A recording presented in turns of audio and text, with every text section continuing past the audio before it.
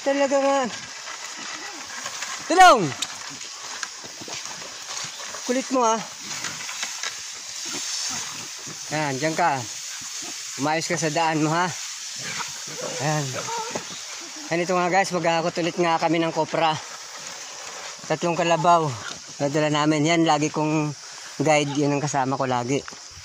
Bogey. Yan. Ngayon, medyo malapit lang. Ang bayad sa amin, 300 per sako. 3 tong kalabaw namin. Yan, 3. Ano, yan. Ayan. Kasama ko. Yung lagi kong guide. Ayan. Ganito yan. Mga guys, yan. Magang-maga, umalis kami ng bahay. 4:30 ng maga. Umalis na kami. Kasi mabagal maglakad tong kalabaw. Kaya kailangan mag-adjust ka ng oras. Tama-tama, darating mo kami doon. Mga 6 o'clock. Yan. Ganun kalayo. Lalakarin namin. Hindi nga ako nakapag-video kaninang madaling araw dahil nga napakadilim. Yan. Ito naman yung anak nito. Ito yung inahin.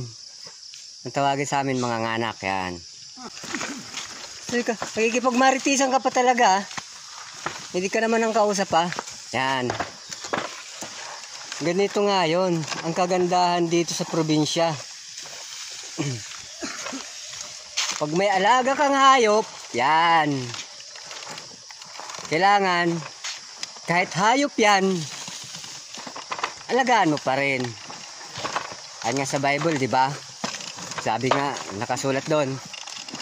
Bigin mo ang kaaway mo. Kahit masama man yan, bigin mo pa rin siya. Parang ganito rin, parang hayop din. Yan. Pag may hayop ka, dito, basta't wag lang daw ang ugali mo'y hayop. Paano masabi? Yan, aalagaan namin dito. Yan.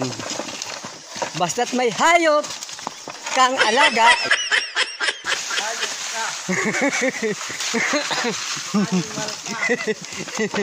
Yan. Basta't mayroon kang alagang animal, basta't may animal ka,